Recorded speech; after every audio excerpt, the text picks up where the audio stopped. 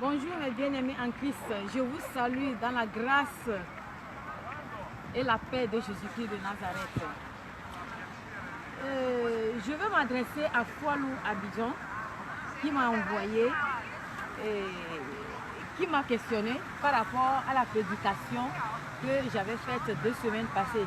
J'ai parlé de Lazare et le riche homme. Et monsieur Désiré qui est en Allemagne et Martina qui est au Sénégal. Bon, Désiré, vous m'aviez dit que vous m'aviez donné le verset et vous m'aviez posé la question. La question était entre le riche, parce que vous n'avez pas bien compris ce que j'avais expliqué dans la vidéo précédente. J'avais parlé du riche homme et de Lazare. Et vous m'avez donné Matthieu 5, verset 3. Que est-ce que si la personne est riche, c'est en ce moment qu'il va mériter le royaume des cieux? Je vais répondre à tout le monde pour que nous puissions tous comprendre. Ok. Dans Matthieu 5, verset 3, il est écrit, comment? Il est écrit, heureux. Je lis ça au nom de Jésus. Il fait un peu froid, la maison sec. Donc ici, il est écrit, heureux les pauvres en esprit, car le royaume des cieux est à eux. C'est vrai, je te remercie beaucoup parce que ce verset, moi-même, ça agit sur moi. Il y a beaucoup de temps qui sont passés et ce verset, franchement, la façon dont ça agit sur toi, tu m'as posé la question, j'ose croire que ça agit sur quelqu'un d'autre. Mais il faut connaître la vérité et la vérité va t'affranchir. Dans Jean 8, verset 32, il est écrit, connaissons la vérité et la vérité va t'affranchir. Si tu es borné, si tu n'as pas la connaissance, si tu n'as pas la clé, tu vas marcher selon ce que tu attends. Ici, l'écriture est bien claire. Il a dit, heureux ceux qui sont pauvres, car ils vont hériter le royaume. Ce n'est pas dit que heureux, quand tu es pauvre, c'est en ce moment que tu vas hériter le royaume des cieux. Ils ont mis virgule. Et ils ont continué en esprit. Ici, on parle de la justice. Ici, on ne parle pas parce que tu es pauvre. Dieu va voir ta pauvreté dans le visage. Il va prendre le bic pour écrire ton nom dans le livre de vie. Pour voir ta pauvreté. Dieu ne va pas voir non plus ta richesse. Parce que tu es riche. Et que ta richesse va t'emporter dans le royaume des cieux. Dieu regarde le cœur. La façon dont tu as accepté Jésus-Christ en tant que ton sauveur. La façon dont tu as l'accepté. La façon dont tu as pris Jésus-Christ comme ta première occupation avant de commencer certaines activités. Dieu n'a pas de visage. Dieu ne voit pas le visage. Dieu regarde le cœur. Si tu acceptes Jésus-Christ, tu as voué Jésus-Christ en tant que ton sauveur, c'est en ce moment que tu serais sauvé. Que tu sois riche ou que tu sois pauvre, tu n'as pas la crainte de Dieu. Tu as manqué de la connaissance. Le royaume des cieux, tu ne le mériteras pas. Tu mériteras le royaume des cieux si et seulement si tu as la croyance en Dieu. Si tu as accepté Jésus-Christ en tant que ton sauveur. Ok? Donc, la richesse n'a rien à voir avec le salut. La pauvreté aussi n'a rien à voir avec le salut. C'est le cœur. Dieu est le sondeur des cœurs des reins. Les actes positifs que tu as faits. Si nous allons rentrer dans les Écritures, prenons Matthieu 19. Nous allons nous assurer avec les Écritures et nous allons continuer. Matthieu 19, verset 23. Matthieu 19, verset 23. Je lis au nom de Jésus-Christ. Jésus dit à ses disciples, je vous le dis en vérité, un riche entrera difficilement dans le royaume des cieux. Je vous le dis encore, il est plus facile à un chameau de passer par le trou d'une aiguille qu'un riche d'entrer dans le royaume des cieux. C'est clair, l'explication est claire. Ici, c'est Jésus-Christ en train de parler en parabole. Jésus-Christ en train de parler en parabole que un riche qui est vachement riche, mais qui n'a pas la connaissance de Dieu, qui ne sait pas que Dieu existe, il se lève, il pense seulement à ses usines, à ses entreprises, sachant que même quand dans son sommeil, il s'est levé sur son lit, l'oxygène qu'il a respiré, il n'a même pas pris la connaissance de l'oxygène qu'il a respiré pour dire merci à Dieu Tout-Puissant. Et il s'est focalisé, son cœur s'est focalisé seulement les usines, les machines, où je vais passer pour avoir de l'argent. C'est en ce moment-là, on dit que c'est difficile parce que le riche homme-là, il serait difficile de rentrer dans ce royaume des cieux parce qu'il n'a pas la connaissance. Si nous allons jeter encore coup d'œil dans Josué 1, verset 8, lisons au nom de Jésus-Christ de Nazareth. Je lis, que ce livre de la loi ne s'éloigne point de ta bouche. Médite la nuit et jour pour agir fidèlement selon ce qui est l'écriture. Car c'est alors que tu auras du succès dans ton entreprise. C'est alors que tu réussiras. C'est alors que tu réussiras. Quand tu mets Dieu en premier lieu dans tes activités, c'est alors que tu vas prospérer. Mais les colonisations sont venues nous borner avec cette écriture et que ça agit sur tout le monde. Ça dit on ne veut pas faire un effort pour quitter dans la pauvreté. Toi, ma soeur qui m'écoute maintenant, toi l'Afrique, je parle à l'Afrique, maman Afrique, écoute-moi ce matin. Il faut que ce verset-là, il faut lire, il faut aller dans la profondeur. Heureux ceux qui sont pauvres quand ils vont hériter le royaume des cieux. Qui t'a dit que quand tu es pauvre, tu vas hériter le royaume des cieux? Qui t'a dit que quand tu es pauvre, là, Dieu va voir ta pauvreté pour t'écrire dans le livre de vie? La pauvreté, je hais. Il faut révolter la pauvreté. Ici, moi je vais donner un exemple. Quand une société veut se fondre, et on cherche les juifs. Et quand un juif dépose sa main dans son pied dans la société, c'est en ce moment que la société prospère. Ils connaissent le secret. Ils connaissent le secret. Ils savent. Ils connaissent le secret. Mais ils rentrent avec la crainte. Il te dit que toi, il faut rester là-bas quand tu serais pauvre. Et toi, tu es là. Oui, je serai pauvre. Nous les jeunes qui ont reçu Jésus-Christ, ça dit que quand nous voulons faire certaines activités qui vont nous prospérer, en même temps, on est en train de penser, oh non. Et écoute, il faut que je fasse ça de telle enseigne que l'argent ne va pas me prendre pour que je ne puisse pas mériter le royaume des cieux. Et qu'ils veulent seulement vendre GoFloto là, ils vont s'arrêter sur GoFloto là, ils ne veulent pas aller encore en avant. Qui t'a dit que si les grandes technologiques là, c'est où ça vient? Les richesses là, les Japonais là, les Chinois là, les Américains là.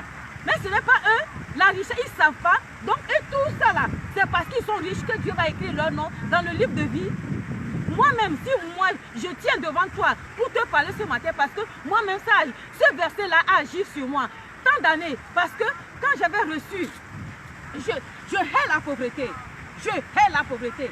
Quand j'avais reçu en Côte d'Ivoire, quand j'ai fini mes études pharmaceutiques, ceux qui sont riches, ceux qui ont les parents riches, on les a envoyés tous en Europe. Moi qui suis pauvre, moi qui n'a pas de soutien, je suis restée.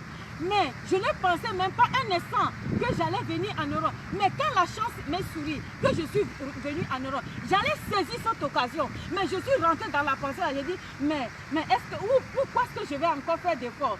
Je me concentre surtout le peu que les 800 €, les 1000 €, et puis, maintenant j'ai le réflexe. J'ai le réflexe. En ce moment, je pouvais saisir l'occasion là et continuer et aller encore en avant. Qui t'a dit? Et aujourd'hui, j'aurai ma pharmacie. Les temps là sont passés. J'ose croire que celui qui m'écoute, toi qui m'écoutes, maman Africa qui m'écoute ce matin, si tu as des opportunités, il faut les saisir. Ce n'est pas la pauvreté qui va t'envoyer dans le royaume des cieux. Parce que même quand tu vas rentrer dans le royaume des cieux, pauvre, Dieu va te dire tout ce qu'il t'a donné, où est-ce que tu l'as mis? Jésus-Christ a donné 3 talents aux gens. L'autre, avant de voyager, l'autre, il a multiplié, il a donné 2. L'autre, il a multiplié, l'autre, il n'a rien fait avec l'autre talent. Quand l'autre n'a pas fait prospérer l'autre talent, Jésus-Christ lui a demandé. Pourquoi? Vous savez pourquoi Jésus-Christ lui a demandé? Jésus-Christ lui a demandé parce que Jésus-Christ sait que ce qu'il t'a donné, il faut que toi-même tu puisses faire prospérer ça. Il faut travailler en collaboration. Il faut aider Dieu. Dieu travaille avec l'homme. Dieu a ses promesses. Mais toi, si tu n'es pas dans le plan de Dieu pour aider Dieu, pour collaborer avec Dieu, la bénédiction que Dieu t'a donnée va se suspendre. La bénédiction, l'héritage que Dieu te donne là, ça va se suspendre. Il a dit, pourquoi est-ce que tu n'as pas développé ce talent? Pourquoi est-ce que tu peux rester? Ce talent-là serait un. Ce qui veut dire que quand Dieu te donne, quand Jésus-Christ te donne une opportunité, il faut le saisir. Il faut multiplier cette richesse-là. Nous allons encore rentrer dans les Écritures. Prenons maintenant Prenons maintenant Matthieu, Jean 8, verset 32. Jean 8, verset 32, qu'est-ce qu'il a dit? Il a dit, il faut connaître la vérité et la vérité va t'affranchir. Quand tu n'as pas la clé, quand tu n'as pas cette vérité, tu vas rester toujours dans l'obscurité. Ils ont la clé là depuis des temps, mais ils viennent nous borner avec ces histoires-là et nous n'allons pas aller en avance. Aujourd'hui, je te communique ça. Aujourd'hui, je te dis de te lever sur tes pieds. De te lever sur tes pieds et de te consacrer.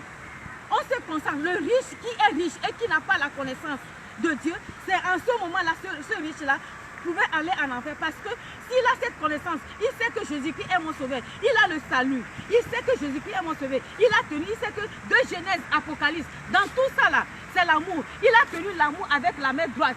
Et de cet amour, il est en train de prospérer ses activités. Les grands technologiques, Dieu lui a donné la pensée. Alors, Josué déclare que ce livre de la loi ne s'éloigne pas de ta bouche. Médite la journée nuit pour agir fidèlement selon ce qui est écrit, car c'est alors que tu auras du succès dans ton entreprise. C'est alors que tu réussiras. C'est alors quand tu as mis Dieu au centre de tes activités, c'est alors que tes activités là vont prospérer. C'est alors que toi qui m'écoutes en Afrique là, tu vas créer des grandes technologies. On dit il est difficile, ici il est écrit dans Matthieu, il est difficile qu'un riche entre dans le royaume des cieux. Il est difficile, mais on n'a pas dit qu'il est impossible. Difficile, ça veut dire que, ça ne veut pas dire que c'est impossible. Ça veut dire que difficile dans le sens que le riche, il compte surtout sa richesse. Il se lève, il pense à sa richesse. Il n'a même pas pensé à l'oxygène que Dieu va lui donner. Donc, ce matin, je suis venu en face de toi pour te dire, pour t'encourager, pour encourager quelqu'un qui est en train de dormir. Et les grandes technologies sont là, on va faire, et puis toi tu penses que non, je ne vais plus aller en avance, je suis fatigué, ou bien les grandes technologies, tu vas rester les bras croisés. Tu peux faire ce que le peu que Dieu t'a donné là. Tu peux créer les ONG, tu peux aller au fond de l'Afrique, tu peux créer quelque chose de plus important et que ça va te rapporter. Tes usines, avec la crainte de Dieu, avec la crainte de Dieu, tes entreprises vont prospérer. C'est pour cette raison que j'ai donné ce verset. J'ai donné ce verset. Les sociétés, un peu partout, quand tu as manqué de connaissances et se concentrent sur les choses qui ne valent pas, au lieu et tu as oublié l'essentiel qui est Jésus-Christ, c'est en ce moment-là, tu t'es concentré aux choses qui ne valent pas. C'est en ce moment-là que tu vas perdre le salut. Mais si tu es concentré et que tu as Dieu au centre, tu ne vas pas perdre le salut. Tu ne vas pas perdre le salut, mon frère. Tu ne vas pas perdre le salut, ma soeur. Quand tu as le Dieu dans tes activités, tu ne perdras pas le salut. Donc, quand Jésus-Christ va te toucher en ce moment, quand Jésus-Christ te touche, il touche tout le domaine dans ta vie, spirituel, physique, financier, matériel, tout. Il touche tout. La guérison, tout. Donc, quand tu as cette opportunité, il faut profiter. Il ne faut pas qu'ils viennent nous borner, que nous allons rester. Parce que nos cœurs vont dire, oui, d'abord même la richesse, là, je ne sais pas où je vais aller avec. Tu vas sauver la vie. Tu vas sauver les gens. Tu vas créer les entreprises. Tu vas créer les pharmacies. Tu vas créer la technologie. Tu vas créer beaucoup de choses. Ok? Alléluia. Donc, il faut développer le talent que Dieu t'a donné. Le talent que Dieu suprême t'a donné, il faut le développer. Les Américains, quand ils ont les richesses, ils ont leur richesse. Mais avec leur richesse, ils ont la crainte de Dieu. Ils savent que avec ça, avec ce que j'ai la crainte de Dieu, mais ils continuent pas à prospérer dans leurs entreprises. Ils créent des grandes technologies. Un juif, je dis la société ici, c'est un secret que je suis en train de vous filer aujourd'hui. Quand leur société là, quand vous les voyez tous là, leur société là, quand la société là ne va pas marcher, ils font tout possible pour aller chercher qui? Un juif. Pourquoi ils vont chercher le juif? C'est un secret, tu ne peux pas comprendre. Quand le juif là, ils savent que la bénédiction d'Abraham là est dans le juif là. Quand le juif là va venir déposer le pied dans la société commence pas à marcher. Ils ont les secrets. Mais ils ne filent pas le secret. Aujourd'hui, tu as le secret. Aujourd'hui, tu as le secret. Prends le secret là pour faire ta richesse. Prends le secret là, réveille-toi sur ton sommeil. Et puis il y a un jeune qui me plaît sur la ligne que je vois tout le temps là. Il s'appelle Zach Mewekasa. Tu le vois déterminé. Tu le vois. Il développe tous ses talents. Mais il a la crainte de Dieu. Ça veut dire que cette personne-là, avec la crainte de Dieu qu'il a, avec les technologies qu'il est en train de développer, parce qu'il est riche, il va aller à l'enfer. Donc triomphe. Ou bien un président qui s'est converti, ce président-là, parce qu'il s'est converti, et il est riche, il va aller dans le royaume des cieux.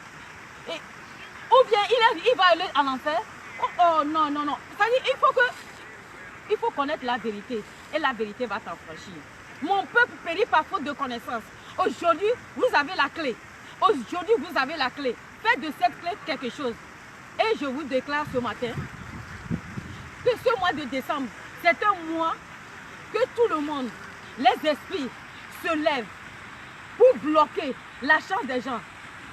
Ce mois, la prière que tu dois faire, ça ne serait pas une prière journalière. Ça serait une prière nocturne. C'est un secret aussi, je suis en train de filer comme ça.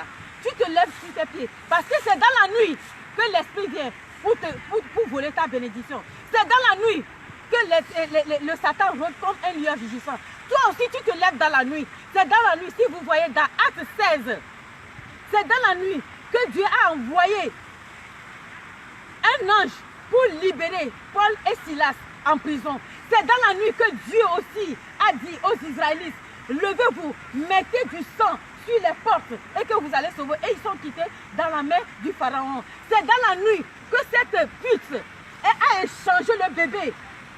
Elle a volé le bébé de l'autre. C'est dans la nuit. C'est dans la nuit profonde que les choses se passent. Ce mois, lève-toi.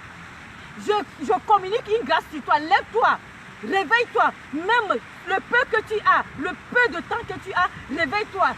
Parce que il se lève. Nous aussi, nous allons nous lever. Le psaume 19 et verset 2 a déclaré, la nuit donne connaissance à une autre nuit. Tu pries dans la nuit et tu donnes l'ordre à la journée. La journée va respecter.